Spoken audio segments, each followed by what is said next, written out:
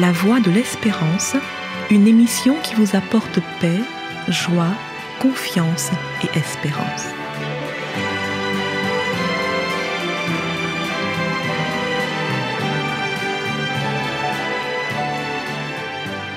Bonjour la Guyane et bonjour à tous depuis la Guyane.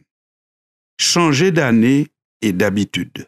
Voilà ce que beaucoup d'entre nous souhaitent faire durant ce mois de janvier 2023. Nous prenons de bonnes résolutions en début d'année parce que cette période est synonyme de nouveau départ. Changer d'année est perçu comme une occasion de changer de vie. C'est certainement pour cette raison que nous prenons de bonnes résolutions à ce moment bien précis. Chaque début d'année, on se promet de changer de mode de vie en prenant de bonnes résolutions. On a envie de mieux gérer son temps pour passer plus de temps avec ses proches. On a envie d'arrêter les pratiques nocives pour la santé. Exemple, arrêter de fumer. Au contraire, on a envie d'adopter des pratiques favorisant une bonne santé comme se remettre ou se mettre au sport, ou bien manger plus sainement. Ou encore, on a envie de prendre le temps pour nourrir sa spiritualité. Ce sont les bonnes résolutions qu'on entend un peu partout en ce début d'année. Prendre une résolution consiste habituellement à s'engager dans un changement, à décider une évolution dans son mode de vie, son comportement, ses habitudes. Mais comme on le sait tous, changer de comportement ou changer ses habitudes n'est pas chose facile. À ce propos, il semblerait que plus de 85% des bonnes résolutions du début d'année ne sont pas tenues. Mais alors comment faire pour que nos résolutions soient tenues? Certains disent qu'il faudrait premièrement en parler à une personne qui deviendra un peu le second protagoniste du pacte et qui vous accompagnera dans votre projet. Cette personne deviendra un véritable allié qui saura vous épauler. Et en la matière, l'équipe de la Voix de l'Espérance vous invite à parler de vos bonnes résolutions à Dieu. Parce que Dieu est bien placé pour vous épauler, parce que Dieu est celui qui tient toujours toutes ses bonnes résolutions. Dans le livre du prophète Ésaïe, voilà ce que Dieu déclare à propos de lui-même. « Souvenez-vous de ce qui s'est passé dans les temps anciens, car je suis Dieu. Il n'y a point d'autre. Je suis Dieu et nul n'est semblable à moi. J'annonce dès le commencement ce qui doit arriver et longtemps d'avance ce qui n'est pas encore accompli. Je dis mes arrêts subsisteront et j'exécuterai toute ma volonté. C'est moi, dit l'Éternel, qui appelle de l'Orient un oiseau de proie, d'une terre lointaine un homme pour accomplir mes desseins. Je l'ai dit et je le réaliserai, je l'ai conçu et je l'exécuterai. Passage que vous pouvez retrouver dans le livre du prophète Ésaïe au chapitre 46, versets 9 à 11. Oui, nous avons bien entendu, Dieu est celui qui dit ce qu'il fait et qui fait ce qu'il dit. Dieu est celui qui réalise toutes ses bonnes résolutions et qui exécute tous les plans qu'il a conçus. Mais il n'y a pas que Dieu qui dise cela de lui-même, puisque Josué, qui était à un certain moment le conducteur du peuple d'Israël, a fait avec eux un peu l'historique de ce que Dieu a fait pour eux, de ce que Dieu a fait pour Israël. Et voilà ce qu'il déclare. C'est ainsi que l'Éternel donna à Israël tout le pays qu'il avait juré de donner à leur père. Et ils en prirent possession et s'y établirent. L'Éternel leur accorda du repos tout alentour, comme il l'avait juré à leur père. Aucun de leurs ennemis ne put leur résister, et l'Éternel les livra tous entre leurs mains. De toutes les bonnes paroles que l'Éternel avait dites à la maison d'Israël, aucune ne resta sans effet, toutes s'accomplirent. Josué, chapitre 21, versets 43 à 45.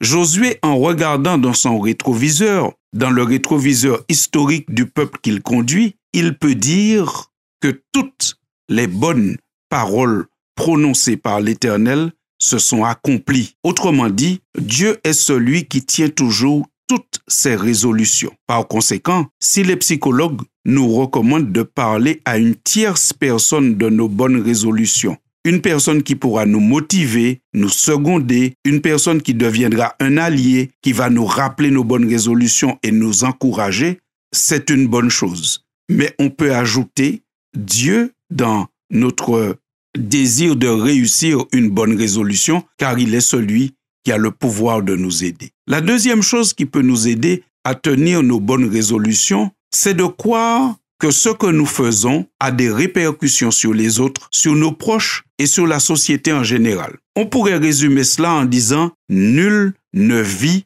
pour lui-même » et aussi dire « nul ne meurt pour lui-même ».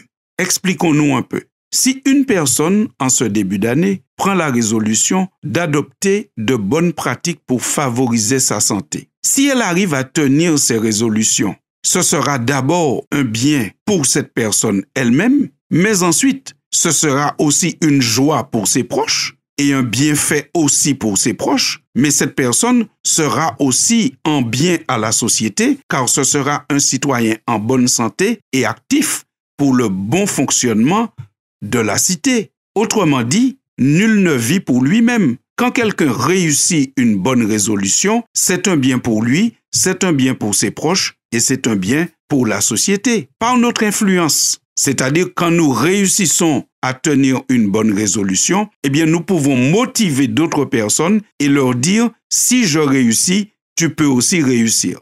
Par conséquent, lorsqu'on prend une bonne résolution, on la tient pour nous-mêmes, mais pour les autres également.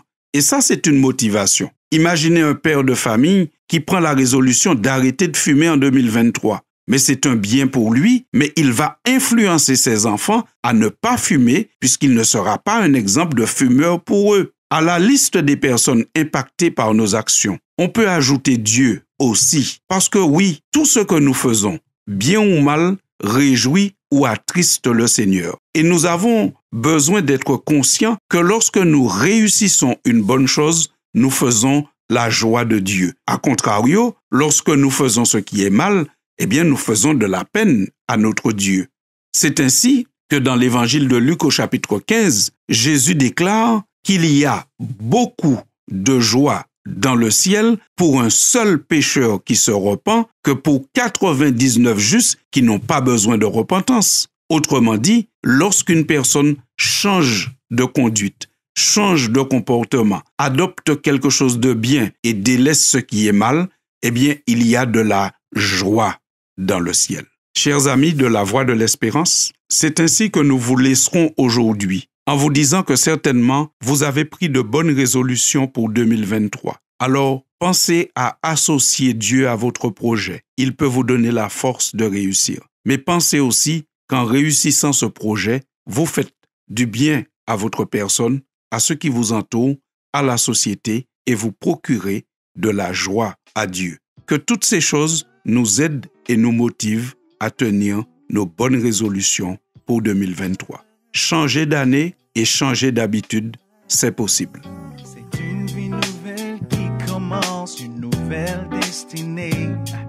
Les choses anciennes sont du passé, tout est devenu nouveau. C'est sans peine que j'embrasse le futur pour vivre cette aventure dans un monde spirituel où l'on prend de l'essentiel, plus à craindre pour mes lendemains, me faire du souci. Ceux qui sont appelés du Père sont des fils précieux dans leur cœur sans aucun doute. C'était La Voix de l'Espérance, une émission préparée par l'Église adventiste du 7e jour. Si vous désirez avoir une copie de la causerie d'aujourd'hui, demandez-la. Elle vous sera donnée gracieusement. Écrivez à La Voix de l'Espérance, boîte postale 169 97 324, Cayenne, CEDEX, ou téléphonez au 0594 25 64 26. Merci chers auditeurs et à bientôt.